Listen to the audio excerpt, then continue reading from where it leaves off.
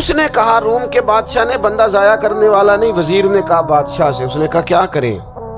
کچھ ایسا کریں کہ یہ معاذ اللہ ہمارے دین میں آ جائے۔ اور قرآن مجید نے واضح کہہ دیا ہے کہ یہودی اور عیسائی تم سے راضی نہیں ہو سکتے حتی تتبع ملتہم، جب تک کہ تم ان کے دین کی پیروی نہ کرو، ان کو کسی طریقے سے معاذ اللہ عیسائی بنایا جائے۔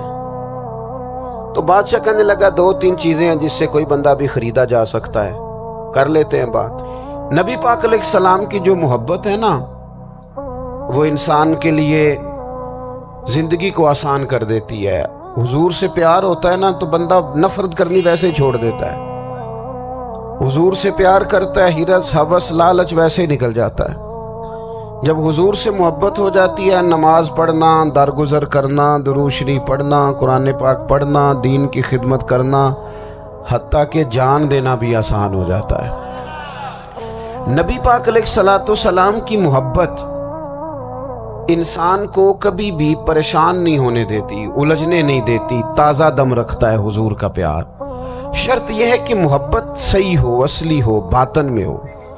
یہ آپ کے ذہن کے اندر کبھی بھی کسی بدبو کو نہیں آنے دے گی، طبیعت کو تازہ دم رکھے گی، سکون میں رہیں گی۔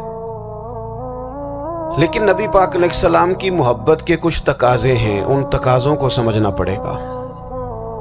بالخصوص امت اس وقت جس جگہ پہ کھڑی ہے، آپ دیکھیں کہ اتنی بربریت اور اس جیتے جاگتے دیکھتے ماحول میں کہ جس میں ہر چیز کیمرے کی آنکھ دیکھ رہی ہے، اس میں اس قدر زیادہ اسرائیل کی جارحیت، اس کے جواب میں دو تین تازیانے ہیں وہ سمجھنے والے۔ ایک ہے کہ میں کوئی جذباتی بات کروں گا، آپ اس کی تائید کر دیں گے۔ ایک ہے کہ پہلوؤں پر غور کرنے کا وقت ہے کہ اتنے کٹھن ماحول میں بھی اگر مسلم امہ کے لیڈر بیدار نہیں ہو رہے تو آپ کو پس منظر سمجھنا پڑے گا کہ ہم نے نبی پاک کی محبت کے تقاضوں کو نہیں سمجھا۔ حضور سے محبت ہے نا تو پھر نبی پاک کو تو سادہ طرز زندگی پسند ہے، حضور کو تو پسند نہیں ہے۔ اللہ کے محبوب نے تو دعا مانگ کے فقیری لی اللہ تعالیٰ سے۔ آپ کو پتہ ہے جب بندہ بہت زیادہ آسانیوں میں چلا جاتا ہے، بہت زیادہ اس کے پاس سہولیات ہو جاتی ہے، اس کا مرنے کو دل نہیں کرتا۔ خود نبی پاک علیہ السلام نے فرمایا قیامت کے قریب کافر تم پر جھپٹیں گے جس طرح بھوکے لوگ کھانے پر جھپٹتے ہیں۔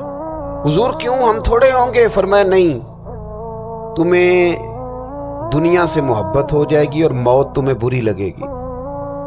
اتنے بڑے بڑے بنگلے، عالی شان محلات، کس کا چھوڑ کے مرنے کو جی چاہتا ہے معاذ اللہ۔ نبی پاک کی محبت کا تقاضا سمجھو،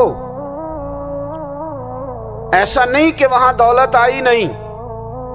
حضور تو فرماتے ہیں کہ اللہ نے خزانوں کی کنجیاں میرے ہاتھ میں رکھ دی ہیں، لیکن میں نے عرض کیا مالک ایک وقت روٹی دینا اور ایک وقت کا فاقہ دینا۔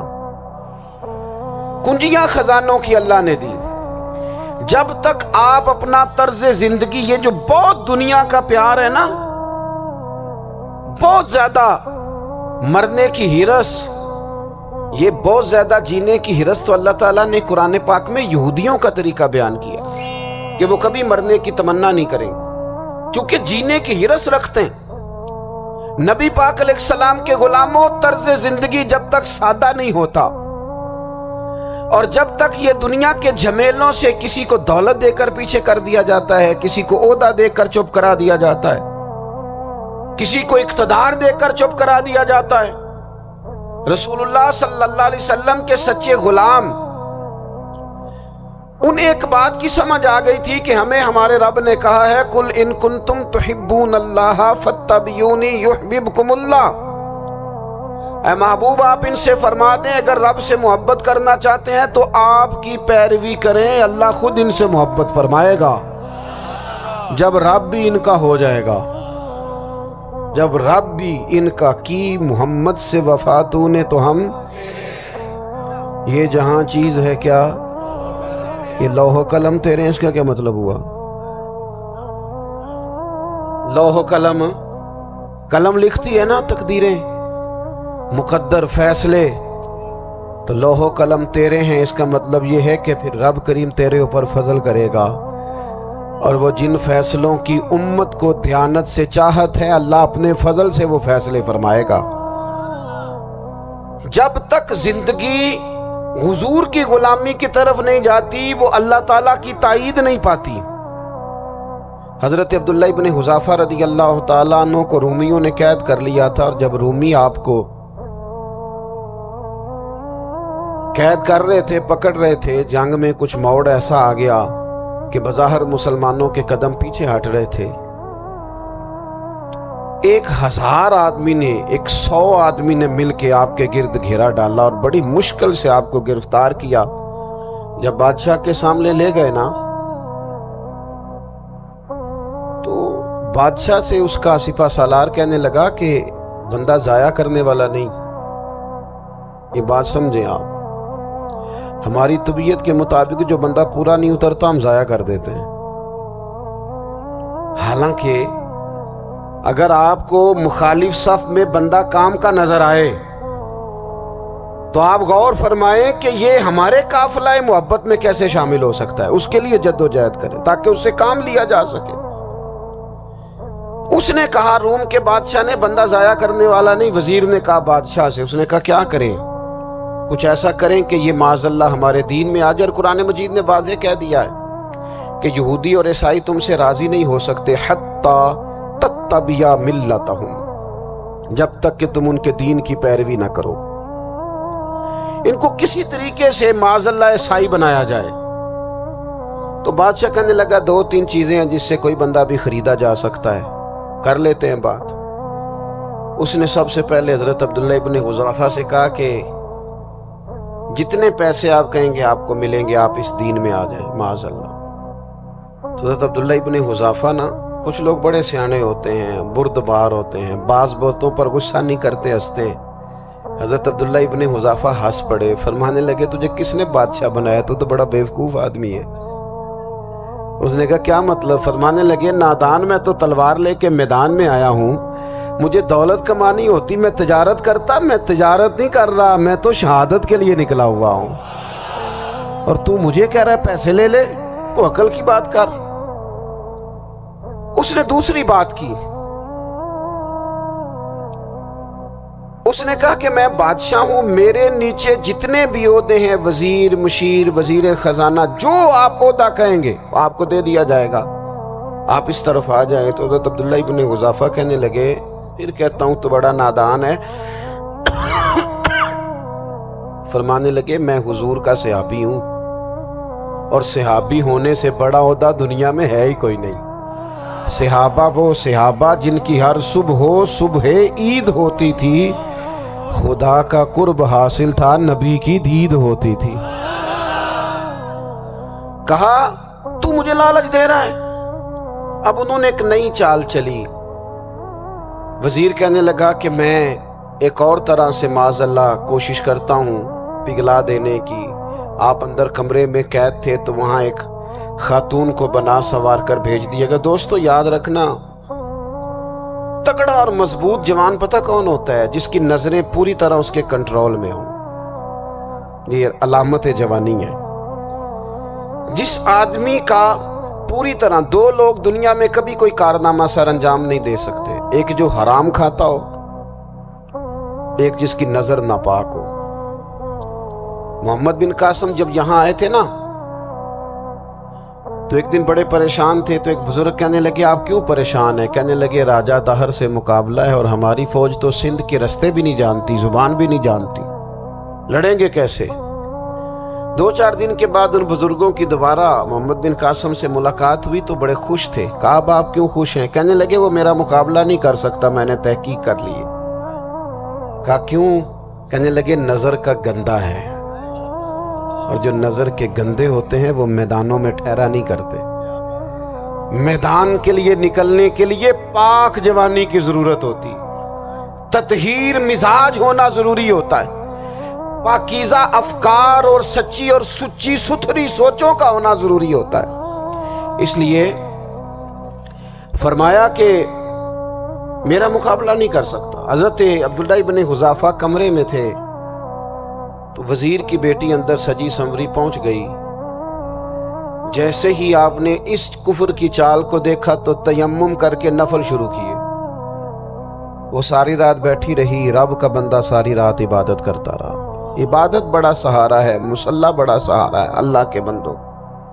صبح دروازہ کھولا، وزیر نے اپنی بچی سے پوچھنا چاہتا تھا رزلٹ کیا نکلا، تو وہ کہنے لگی پیچھے ہٹ جا، اب تیرا میرا تعلق کوئی نہیں، میں نے نبی پاک کا کلمہ پڑھ لیا. اس نے کہا میں نے بھی زمانہ دیکھا ہے، پر یہ کیا لوگ ہیں، کستوری کے بنے ہوئے، سندل سے دھلے ہوئے، کہ میں ساری رات کمرے میں رہی اور 100 اور 1000 آدمی جس جوان کا مقابلہ نہ کر سکے، اتنا طاقتور جوان کمرے میں رہا اور اسے نظر اٹھا کے نہ دیکھا. او کچا رنگ للاری والا جڑا چڑھدا تے لیندا رہندا ہے، اے عشق تیرے دا رنگ محمد چڑھیا پھر نہیں لیندا. میں کہا ایک دفعہ نظر اٹھا کے نہیں دیکھا، کمال ہو گئی. اتنے بڑے لوگ، اتنی بڑی سعادت مندی، فیروز بختی، معاملہ فہمی حد ہو گئی. اللہ اکبر. دوستو، بادشاہ جب پوری طرح ہار گیا نا، اس نے کہا مار دو. تیل گرم کیا ایک کڑاہی میں، اور جب آپ کو اس میں ڈالنے لگے تو آپ کی آنکھوں میں آنسو آ گئے. بادشاہ کا خیال ہوا شاید نرم ہو گئے ہیں. کہنے لگا روئے کیوں؟ فرمانے لگے سوچتا ہوں جان ہی ایک ہے، کتنا مزہ ہے اس کی راہ میں جان دینے کا، کتنی لذت ہے اس کے نام پر مرنے میں، کتنا لطف ہے.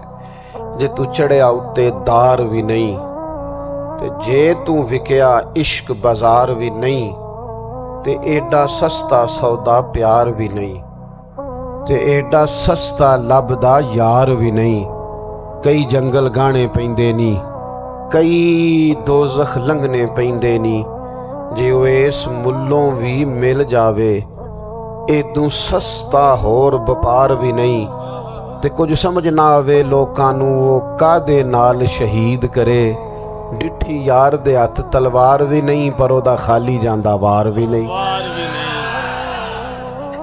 کہنے لگے ایک جان ہے نا، تو دل کرتا ہے ہزاروں ہوتی تو ایک ایک کر کے محبوب کے نام پہ قربان کرتا. جب میرے پاس ہے ہی ایک، کروں کیا؟ حضرت عبداللہ ابن حذافہ رضی اللہ تعالیٰ عنہ جب روئے اور بادشاہ نے یہ بات سنی تو بادشاہ اٹھ کے کھڑا ہو گیا. سارے وزیروں مشیروں کو کہنے لگا تم نے کہا تھا نا بندہ ضائع کرنے والا نہیں، یہ بھی ضائع کرنے والا نہیں. کہنے لگا میرا ماتھا چومو، تم جیسے لوگوں کو قتل نہیں کرنا چاہیے، آزاد کرنا چاہیے.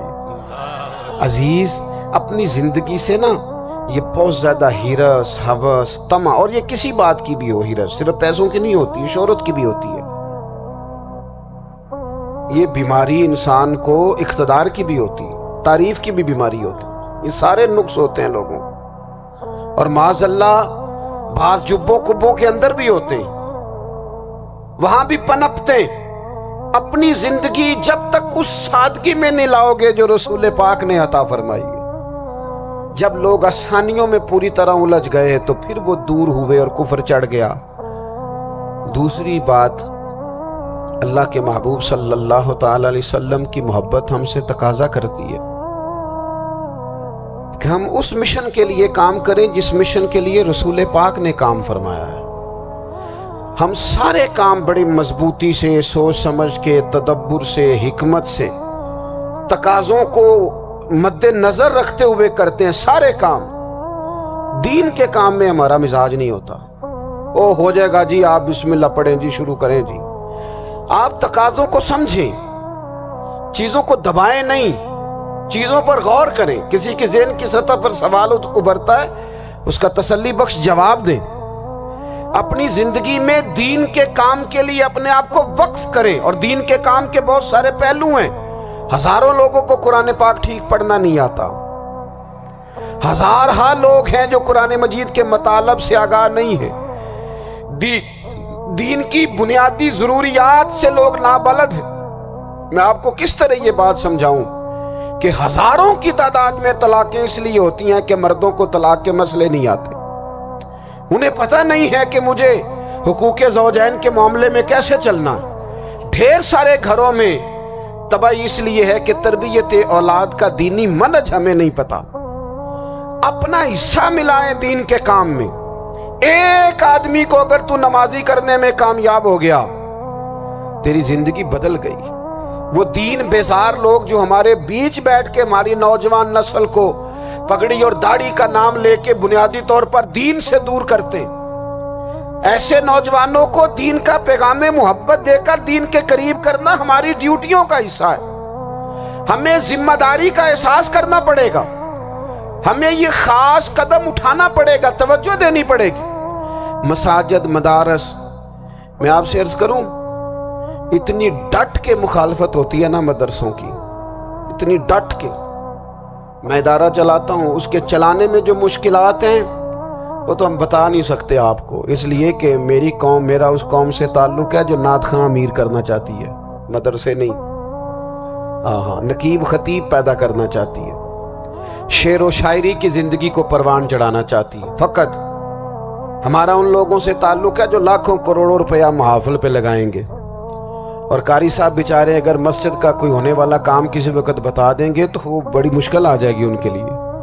یہ کیسے ہو سکتا ہے، آپ نے یہ ڈیوٹی بتا دی. مدارس اور جتنا اہم رول دین کو پھیلانے میں مدارس اسلامیہ کا ہے، اتنی زبردست.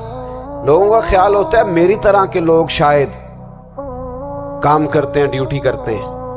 یہ 10-15 لوگ آپ کو نظر آتے ہیں جو آپ کو کہیں میڈیا پر یا ادھر ادھر ڈیوٹی کرتے، مخلص لوگ اپنی جگہ پہ، وہ بھی بڑا ہی کام کر رہے ہیں. جو میڈیا پہ آ کے بھی اخلاص سے اور درد دل سے کو دین کی، ان کی بھی کسی بات کی حوصلہ شکنی نہیں. لیکن ہزارہا اساتذہ جو مدارس میں بیٹھ کے پڑھاتے ہیں، جنہوں نے وہ سارے لوگ تیار، آپ سمجھ نہیں سکتے کتنا بڑا کام. حفظ کا استاد جو ہوتا ہے نا، اس کی ڈیوٹی 24 گھنٹے ہوتی ہے، فجر سے پہلے، اور اس نے بچوں کو اٹھانا ہے. تنخواہ تو ہم انہیں دینا نہیں نہ چاہتے جی، تنخواہ نہیں دی انہوں نے. ہمیں مولوی امیر نہ ہو جانا، مولوی نو تے سوٹ بھی 27ویں والی رات دے عید ہے تاکہ کدھر سوان کے عید والے دن پا نہ لوے، چونکہ 27ویں تو بعد تے درزی پھڑتا ہی کوئی نہیں. کیوں حضرت؟ ایسا ہی ہے نا، اس وقت تو نہیں نہ لیتا. تو ہم چاہتے ہیں مولوی ہماری مرضی کے ہماری طرح کا سوٹ نہ پہن لے. مدارس کی مضبوطی آپ یہ دیکھ لیں، یہ صلاح الدین ایوبی کا تعلق بھلا کس چیز سے تھا؟ غوث اعظم کے مدرسے سے. حضور غوث اعظم کے مریدوں کی جماعت اس کے ساتھ شامل تھی. کون لوگ تھے جنہوں نے مدارس سے فیض پایا؟ رازی اور غزالی، حضور غوث اعظم، خواجہ اجمیر، یہ سب لوگ مدارس کے لوگ ہیں. کمزوریاں ہیں، غلطیاں ہیں، بہت ساری چیزوں کی اصلاح کی ضرورت ہے، لیکن یہ دین کا بہت بڑا قلعہ ہوتا ہے مدرسہ. لیکن اس کی مخالفت کی جاتی ہے. مجھے بتائیے، اگر مدرسوں میں کمزوریاں ہیں تو کالجوں یونیورسٹیوں میں نہیں ہیں؟ ہم نے کبھی مخالفت کی ہے بند کر دو سارے؟ لیکن لوگوں کا جب خیال آتا ہے، جب ہمارے ایک سابقہ وزیر صاحب تھے سریرا، کسی دعوت میں میری ان سے ملاقات ہو گئی تو انہوں نے کہا مدرسوں کا کردار کیا ہے آج کے ماحول میں. میں نے انہیں کہا کہ مختلف کورسز آپ کراتے ہیں نا، تو اس کے لیے پھر مختلف ویکینسیز ہوتی ہیں. جہاں بچوں کو مدرسے کا کورس کرایا جاتا ہے تو استاد بننا ہوتا ہے، اس نے خطیب بننا ہوتا ہے، مسجد کی ڈیوٹی کرنی ہوتی ہے. میں نے کہا بالکل کوئی حکومت سرپرستی نہیں کرتی، لیکن اللہ کا فضل ہے. کبھی آپ نے کوئی مسجد سنی ہے جس میں جمعے والے دن مولوی نہ ملا ہو جمعہ پڑھانے کے لیے؟ کبھی آپ کو رمضان میں ایسی مسجد ملی ہے جس میں قرآن مجید سنانے کے لیے حافظ نہ ملا ہو؟ یہ ہو سکتا ہے کسی حافظ کو مسجد نہ ملے. تو مدارس کے ذمے جو کام تھا، مدارس نے جم کے کیا ہے اور ڈٹ کے کیا اللہ کے فضل سے. اور مدارس کے لوگوں کو بھی کمزور نہیں پڑنا چاہیے. کبھی کسی وزیر، مشیر، مالدار کے روب میں نہیں آنا چاہیے، قطعاً نہیں. کیوں؟ کہ یہ وہ عظیم لوگ ہیں رسول اللہ صلی اللہ علیہ وسلم کے دین کے غلام، کہ ابھی ایک لفظ نہیں پڑھا ہوتا الف با تا سا، پہلے دن گھر سے نکلتے ہیں تو حضور فرماتے ہیں اللہ کے فرشتے ان کے پیروں کے نیچے پر بچھا بھی دیتے ہیں. پہلے دن اتنا بڑا اعزاز ملتا ہے. تو حضور کی محبت کا تقاضا ہے دین کا کوئی کام کیا جائے. ایک خاتون مسجد نبوی شریف میں جھاڑو دیتی تھی، پر کوئی کام تو کرتی تھی نا. اور کس مسجد میں؟ جہاں 70,000 فرشتے صبح آتے ہیں، 70 شام آتے ہیں. اس مسجد میں وہ خاتون جھاڑو دیتی تھی، بخاری ہے۔ جب ان کا انتقال ہو گیا، صحابہ نے سوچا کہ حضور کو تکلیف ہوگی، بغیر بتائے جنازہ پڑھ دیا۔ حضور صبح تشریف لائے، تازی قبر دیکھی، اور محبوب وہ ہیں جو فرش پہ کھڑے ہو کے عرش کی خبریں دیتے ہیں۔ نبی پاک علیہ الصلوۃ والسلام نے فرمایا کہ مجھے اطلاع کیوں نہیں دی اس کے انتقال کی؟ یہ کرم دیکھو، کوئی ڈیوٹی تو کرتی تھی نا یار، پر خلوص سے، پر پیار سے، پر اللہ کو راضی کرنے کے لیے، پر درد دل سے۔ اور دین کی ڈیوٹیاں کرنے والے دوستو سنو، حضور صبح آئے، قبر کو دیکھ کر فرمایا مجھے کیوں نہیں بتایا؟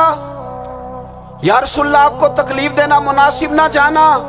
تو قبر پہ کھڑے ہو کے حضور نے فرمایا صف بناؤ، میں دوبارہ جنازہ پڑھاؤں گا۔ صف بناؤ، میں دوبارہ جنازہ پڑھاؤں گا۔ کوئی ڈیوٹی تو۔ تیسرا تقاضا حضور کی محبت کا، سمجھو میں بس بڑی جلدی بات سمیٹنے لگا ہوں۔ حضور کی امت سے پیار کرو، یہ نبی پاک کی محبت کا تقاضا ہے۔ حضور اس بندے سے بڑے راضی ہوتے ہیں جو حضور کی امت سے پیار کرتا ہے۔ آپ کو پتہ ہے حضرت جبریل امین علیہ السلام نے معراج کی رات حضور علیہ السلام سے عرض کی تھی کہ اللہ کی بارگاہ میں عرض کیجئے گا میری بھی ڈیوٹی لگ جائے آپ کی امت کے ساتھ محبت کرنے پر۔ تو یہ کیوں کہا تھا انہوں نے؟ علماء نے لکھا اس لیے کہا تھا کہ حضرت جبریل بھی جانتے ہیں کہ حضور کی امت سے محبت کی بات کی جائے نا تو نبی پاک راضی ہوتے ہیں۔ امت سے پیار کرو گے نا، امت سے ایک صرف بات کا خیال رکھنا، عقیدہ برا ہو تو بات دوسری ہے، ورنہ میرے محبوب کی امت کا ایک ایک شخص جو مدینے والے کا کلمہ پڑھتا ہے، جو حضور کا غلام ہے، اس کے بارے میں اپنے دل میں گنجائش رکھنا، پیار رکھنا، وارفتگی رکھنا۔ او دوستو، یہاں لوگ کس طرح گروہوں کو، جماعتوں کو سپورٹ کرتے ہیں۔ نبی پاک نے اس امت کی کثرت پر فخر بیان کیا، اور حضور فرمانے لگے 120 صفیں جنتیوں کی ہوں گی، قیامت میں 80 صفیں صرف میری امت کی ہوں گی۔ میں کثرت امت پر فخر کروں گا۔ ان لوگوں سے پیار کرنا ہے، ان کے دکھ درد کو سمجھنا ہے۔ پتہ ہے آج کیا ہوتا ہے؟ آج ہمیں نا مختلف چھوٹے چھوٹے ملکوں میں بانٹ دیا گیا، تو ہم کسی دوسرے مسلمان بھائی کا درد نہیں محسوس کرتے، ہم گھروں میں نہیں محسوس کرتے۔ پڑوسی پر ظلم ہو رہا ہو تو ہم کہنے پتر ساڈا نہیں مسئلہ، یہ دا مسئلہ ہے، تینوں کی لگے۔ حالانکہ پڑوسی کی آگ اس لیے بھی کسی وقت بجھا دینی چاہیے کہ پڑوسی کی نہ بجھائی جائے تو اپنا گھر بھی زاد میں آ جاتا۔ آج امت مسلمہ سے ہمیں بس لگا دیا گیا اپنے حصے کی روٹی کماؤ، اپنے حصے کی کوٹھی بناؤ، اپنے حصے کی گاڑی خریدو، اپنے حصے کا کام کرو۔ امت کا درد، امت کی بات، وحدت امت کا تصور،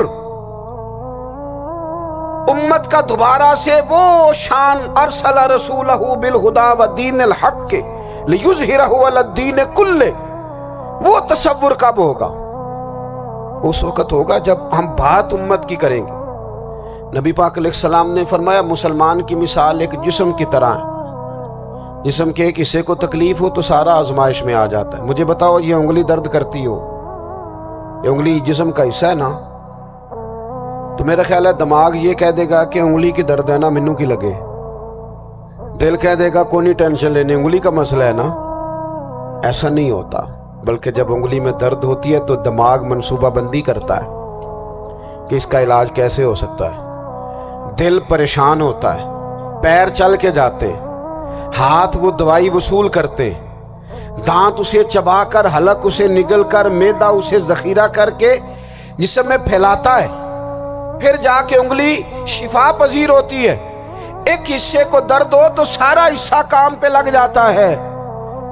اسرائیل اگر تکلیف دے رہا ہے فلسطینیوں کو تو ہونا چاہیے تھا نا بعض مسلمان حکمرانوں کو نیند نہ آتی، وہ درد دل محسوس کرتے، ہونا چاہیے تھا نا کہ بعض لوگ یہاں ہم کیا کرتے ہیں بھلا بیٹھ کے، اب تو مجھے بعض چیزوں سے کوفت بھی ہونے لگا، ہم دیتے ہیں بیان، مذمت۔ آپ کے بیان دینے سے کیا ہوگا؟ فلانے نے بھی بیان دے دیا، فلانے نے بھی کلپ دے دیا، یہ کیا کر رہے ہیں؟ یہ تو آپ زندہ رہنا چاہتے ہیں. وہ جس طرح آج کل ہمارے ہاں بہت ساری چونکہ جماعتیں ہیں تو کشمیر ڈے آتا ہے نا تو مل کے ریلی نہیں نکالی جا سکتی, سوال نہیں پیدا ہوتا, کیونکہ ہمیں جماعتوں کو زندہ رکھنا ہے. اس جماعت کی خبر الگ لگنی چاہیے, اس جماعت کی خبر الگ. تو ایسے کوئی انقلاب آئے گا؟ یاد رکھنا امت کو پوری کو ایک طاقتور آواز بننا پڑے گا.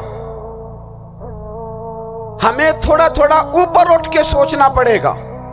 خدا را اللہ تعالیٰ مجھے معاف کرے اگر کوئی بات میں سطحی کر رہا ہوں, دل کی گہرائی سے عرض کرتا ہوں اب تو بڑا سخت وقت آ گیا. اب چونکہ اب تو کیمرے کی آنکھ آئی ہے تو وہ زخمی بچے دیکھے نہیں جاتے, وہ تڑپتی مائیں دیکھی نہیں جاتی, وہ سسکتی اور آواز دیتی بیٹیاں سنی نہیں جاتی. وہ آوازیں ایسی ہیں جیسے وہ رات کے سناٹوں میں چیخیں بن کے لوگوں کو جگایا کریں گی. خدا را کچھ جرم ایسے ہوتے ہیں جن کی سزائیں بڑی سخت ہوتی ہیں, جن کی معافی بڑی مشکل سے ہوتی. اپنے اندر جذبہ ایمانی پیدا کریں. اور میرے دوستو بستر پر بھی تو لوگ ماری جایا کرتے ہیں نا. اپنی زندگی رسول اللہ صلی اللہ علیہ وسلم کے دین کے نام کرو. جذبہ جہاد, شوق شہادت اور عشق رسول, یہ عناصر ہیں جو امت مسلمہ کو پیروں پر کھڑا کریں گے. 2 منٹ کے لیے سوچو, امت اگر اسی طرح کٹتی رہی, پریشان رہی, دکھتی رہی اور باری باری کر کے, اقبال نے کیا کہا تھا؟ اس نے کہا تھا وطنوں میں, انہوں نے کہا تھا کہ ان تازہ خداؤں میں بڑا سب سے وطن ہے, جو پیرہن اس کا ہے وہ مذہب کا کفن ہے. تو اقبال ہم کیا کریں؟ کہنے لگے بازو تیرا توحید کی قوت سے قوی ہے, اسلام تیرا دیس ہے, کیونکہ تو مصطفی ہے. تو بحیثیت مسلمان سوچنا شروع کر, بحیثیت مسلمان. اور یوں تو سید بھی ہو, مرزا بھی ہو, افغان بھی ہو, تم سبھی کچھ ہو, بتاؤ کہ مسلمان بھی ہو. تمہارے اندر کہیں سے کوئی مومن بھی بولتا ہے کہ نہیں؟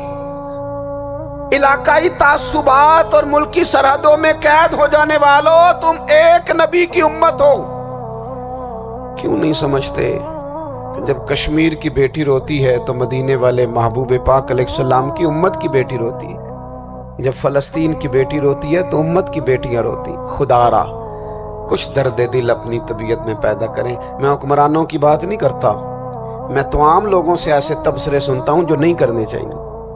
وہ نہیں جی نہیں, دوسرا رخ بھی دیکھو. عام آدمی اٹھ کے, عام لوگ بھی یہ خطرناک سوچیں اور ان سے خوفناک نتائج برآمد ہوں گے. تو 3 باتیں میں نے آپ کی خدمت میں عرض کی ہیں. ایک تو کوشش کریں اپنی زندگی کے اندر کہ زندگی کو سادہ کریں. پیسہ ضرور کمائیں لیکن پیسے سے پیار نہ کرو, پیار تو مدینے والے رسول سے کرنا. دولتیں, ہرس, ہوس, طمع, ان سے باہر آؤ. اور دوسری گزارش آپ کی خدمت میں یہ عرض کی ہے, کچھ نہ کچھ دین کا کام, اور اس میں بھی شہرتوں سے بچتے ہوئے, تصویروں سے بچتے ہوئے. میں ہر محفل میں شاید کہتا ہوں میری فوٹو آ رہی ہے اور لائیو آ رہا ہے اور فلاں ہو رہا ہے, لیکن اس محفل کا خوبصورت انسان وہ ہے جو سب سے پیچھے بیٹھا ہے. وہ کسی فوٹو کے لیے نہیں آیا. اور میں ڈھیر سارے لوگ دیکھ رہا ہوں, یہ جو آگے بیٹھ جاتے ہیں بعض اوقات 5, 7, 10 لوگ, یہ بڑی تصویر سازی کرتے ہیں, لیکن جو پیچھے بیٹھے ہوتے ہیں, جو پیچھے بیٹھے ہوتے ہیں ان کی کوئی فوٹو نہیں آتی. اور میں نے بہت سارے لوگوں کو دیکھا ہے کبھی موبائل کو ہاتھ بھی نہیں لگاتے, لیکن جن کے لیے آئے ہیں انہیں تو پتہ ہے نا کون کون آیا ہے.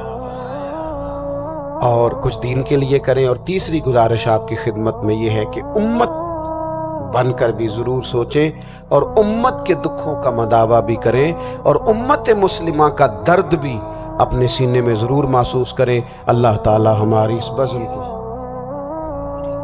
یہ ایک بات اور سن لیں جی, نبی پاک علیہ الصلوۃ والسلام نے ارشاد فرمایا, لائیں جی, حضور سید عالم علیہ الصلوۃ والسلام نے ارشاد فرمایا کہ جب تک بندہ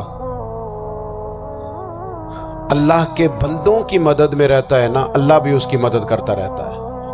یعنی اگر آپ امت کے لیے سوچتے ہیں, کوئی امت کے لیے فکر پیدا کرتے ہیں, کچھ امت کی سوچیں لاتے ہیں, تو اللہ بھی مدد فرمائے گا.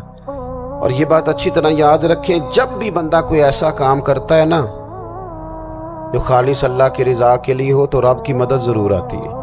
وَلَقَدْ نَصَرَكُمُ اللَّهُ بِبَدْرٍ وَأَنْتُمْ أَذِلَّةٌ، تو یہ کام کریں گے تو اللہ کی مدد بھی آئے گی۔ اللہ توفیق عطا فرمائے۔ وَمَا عَلَيْنَا إِلَّا الْبَلَاغُ۔